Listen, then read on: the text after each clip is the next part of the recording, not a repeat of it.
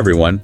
Ready for a deep dive? Today we're going to tackle The Power of Habit by Charles Duhigg. Such a fascinating book. It is. And we're diving deep, going beyond just the book itself. We've got a whole bunch of Goodreads reviews to see what other people thought, what they took away from it. Yeah, helps us get a broader perspective. Totally. So get ready to explore how those everyday habits, those things we do almost without thinking, they really work. But more importantly, how we can change them. Yeah, because that's where the real power comes in, right? Absolutely. Changing those habits that aren't serving us. Exactly. So maybe we should start with the basics. What is a habit, really? Yeah, good point. I mean, we all have them, but what's going on in our brains? Well, Duhigg breaks it down with this idea of the habit loop. A loop. So it's like a cycle, something that keeps repeating. Yeah, exactly.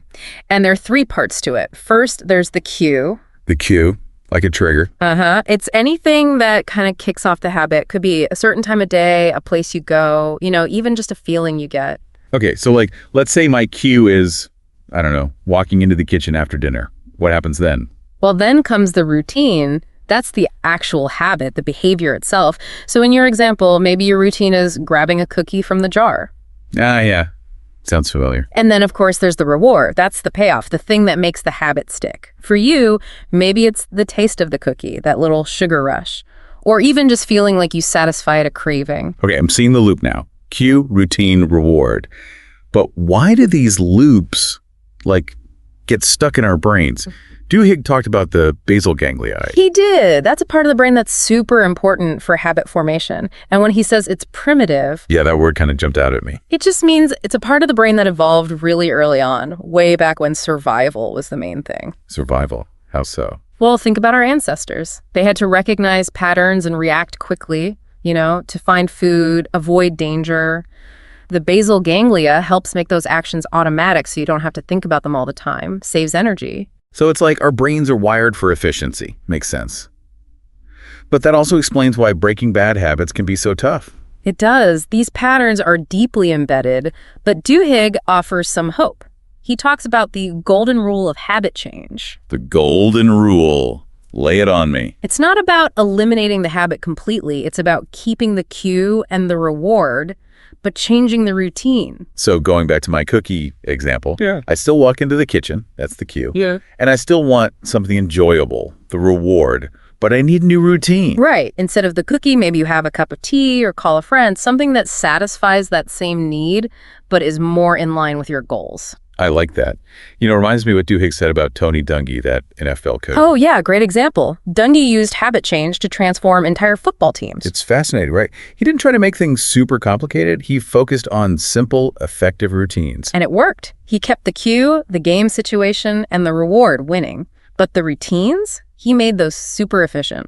It's like, even in high-pressure situations, keeping things simple can lead to big results. For sure. And, Duhigg also talks about Alcoholics Anonymous. Yeah, how they help people change those deeply ingrained drinking habits. And a big part of that seems to be belief.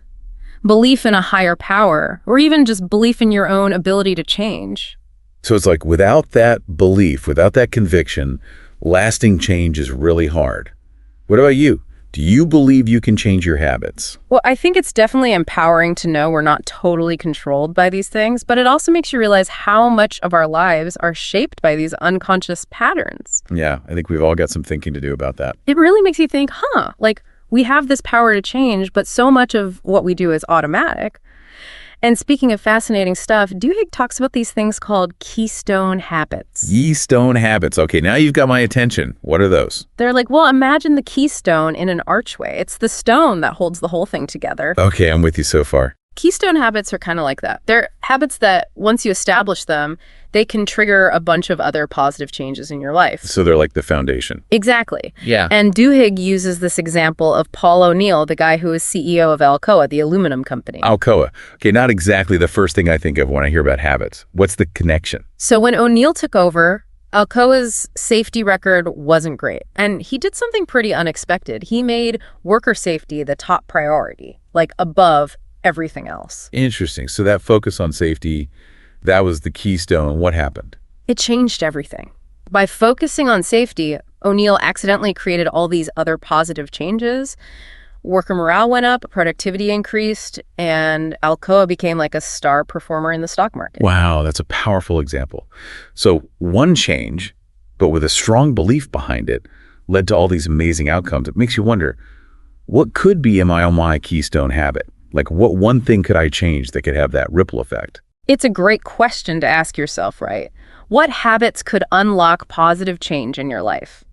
And Duhigg also gets into this whole marketing thing, how companies use our habits to, influence what we buy. Oh yeah, that whole craving thing, I definitely fall for that sometimes. We all do. It's fascinating how they tap into that. And the story about Pepsodent toothpaste is a classic example. Pepsodent? What's so special about toothpaste? Well, back in the day, people didn't really brush their teeth that much. There wasn't a craving for that, minty, fresh feeling. So how did they create that craving? I'm picturing like some marketing genius figuring out the secret to clean teeth. Pretty much. This guy, Claude Hopkins, he was an advertising legend. He figured out that there's this film that naturally forms on your teeth, and he made that the cue.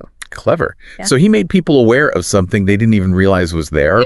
But how did he connect that to wanting Pepsodent? He called it the film in the ads.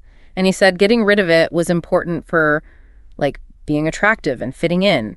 And then he highlighted that tingly feeling you get from Pepsodent made that the reward. So basically, create a problem and then offer the solution. Brilliant. And it worked. People started craving that clean feeling, and toothpaste sales went through the roof. It just shows you how powerful this whole habit loop thing is. But it also makes you think about the ethics of it, right? Definitely. And Duhigg talks about that, especially in things like gambling. Companies can exploit our cravings, create addictions. Yeah, he tells that story about the woman who sued a casino. They tracked her habits, gave her free stuff to keep her hooked. That's messed up. It's like the same principles that can help people can also be used to hurt them. It's a reminder that we have to be aware. Right. We have to be conscious of the choices we're making, especially when it comes to our habits. So let's shift gears a bit. You mentioned you read a bunch of Goodreads reviews. What were people saying about the power of habit? All sorts of things. It's amazing how differently people react to the same material. A lot of readers shared stories about how they used the book to change their own habits. So they actually put the golden rule into practice. That's awesome. Yeah. Like this one guy, Robert, he was trying to stop snacking late at night. He used the habit loop to figure out his cues and rewards. And then he started substituting different routines. Like instead of snacking, he'd have a cup of tea or read a book. Smart. He found a way to satisfy that need without the extra calories. What about other readers? Did they find it helpful? Mostly, yeah. A lot of them, like this guy Ahmad, they really liked how clearly Duhigg explained the habit loop, and they found the real-world examples motivating. But I bet not everyone loved it. Were there any criticisms? There were a few. Some readers, like Mario, they thought the book was informative, but they wanted more specific instructions on how to change habits. I can see that. It's one thing to understand the theory, but then you need the practical steps. Right. And then there were readers like Trevor, who brought up some ethical concerns, like about manipulating people's habits, especially in things like gambling. Yeah, that's a valid point. It's a fine line between influence and manipulation. Exactly. But, even the people who had critiques, they still found the book thought-provoking. It seems like it sparked a lot of conversation. It did. And even Riku, who wrote this fictional story about a character struggling to apply the book's ideas, he highlighted how important it is to understand your own triggers, to figure out what works for you. There's no one-size-fits-all solution, right? Nope. And a lot of the reviewers, like Haysam, they said just being more aware of your habits is a huge step. So paying attention to those things we do automatically. Yeah. Once you're aware, you can start making conscious choices about the habits you want to keep and the ones you want to change. It's kind of mind-blowing, isn't it? This whole idea that our habits are so powerful, but we can actually change them. Yeah, it's like we're finally understanding the rules of the game. Exactly. But then it's up to us to make the right moves. Duhigg takes this habit loop concept even further. He applies it to, entire organizations and societies. He does. It's like those same patterns are playing out on a much larger scale. Remember that example with Target? How they use data to predict what shoppers will buy? Oh yeah, the whole predictive analytics thing. Kind of freaky, but also impressive. For sure. They're basically figuring out our habits, our subconscious desires, and using that information to, influence our choices. It makes you wonder how much of our behavior is really our own. But then Duhigg also talks about how the U.S. government used this kind of social engineering to change people's eating habits during World War II. Oh, right, the whole organ meat campaign. Yeah.